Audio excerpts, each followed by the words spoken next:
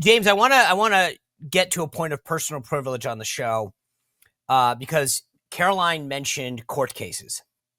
And I get a call the other day from a Washington Post reporter, and he said, I want to get your take on President Trump firing all the folks from the Kennedy Center. He had dismissed everyone from the military academies. I think people who watch the show know that Biden fired me from the U.S. Naval Academy Board, as well as all the other Trump appointees.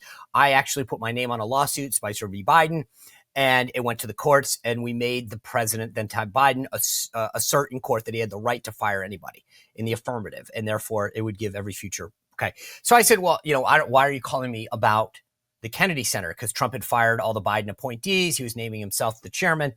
And he said, oh, I didn't tell you. The Kennedy Center issued a statement to the board members saying, we can't fight this. The quote, Kennedy Center spokesman pointed to a 2022 federal decision, Spicer v. Biden, as a potential precedent in that case. Trump appointees Sean Spicer and Russell Vought sued to stop Biden's attempt to remove them. And I said, oh, now I get why you're calling me. They're actually now citing this as a reason that these guys are helpless. They can't sue because Biden gave the authority. And I was like, my heart is warm. That's a win. As it should be. Well, I mean, I just think that it's just funny that we had this legal idea out there, and it wasn't mine. It was somebody else that said, hey, can we use your name? And now it's coming back to roost. And President Trump is one by one dismissing these appointees. And we were, it was Spicer v. Biden, Russ Vought back at OMB. I think that's to me, I just love the fact that it was so short-sighted by Biden, and it's now coming home to roost. Well, why let facts get in the way of the good arguments? That's what the left always says. I mean, and of course, the facts, well, the other day, there was the joke that the Democrats were saying, well, guess what? Trump did win the 2020 election, and he's ineligible for third term. Yeah, it's not even a fair fight these days.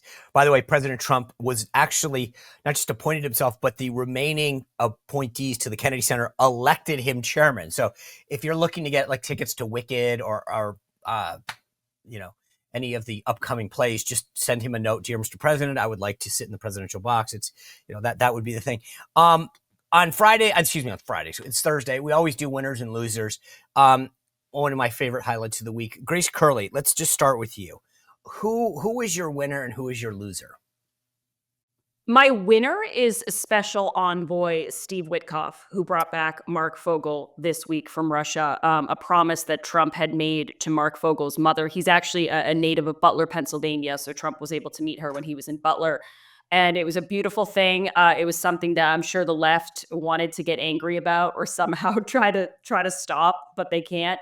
And Steve Witkoff, he's kind of quiet. He doesn't make a lot of waves as far as on camera or anything, but he's extremely effective. And I don't think he got a lot of kudos for that. And my loser would be Chuck Schumer, and not because of any of the rallies or anything, but because he set up that tip line that was essentially just like Doge. He's like, hey, if you have any tips for government fraud or abuse, send them into this tip line I set up. And it ended up being infiltrated by trolls MAGA trolls, of course, because are there any other kinds, who were all sending in Chuck Schumer and saying, hey, I have a complaint about this guy who threatened Supreme Court justices on camera. Or my favorite one, Sean, they would just send in the photo of Chuck Schumer in front of the grill with the raw hamburger patties with the cheese on top and say, yeah, here's a complaint. And so the tip lines are never a good idea. That's a note for Chuck. That's a tip for Chuck Schumer. Well done. All right, James Carter, what do you got?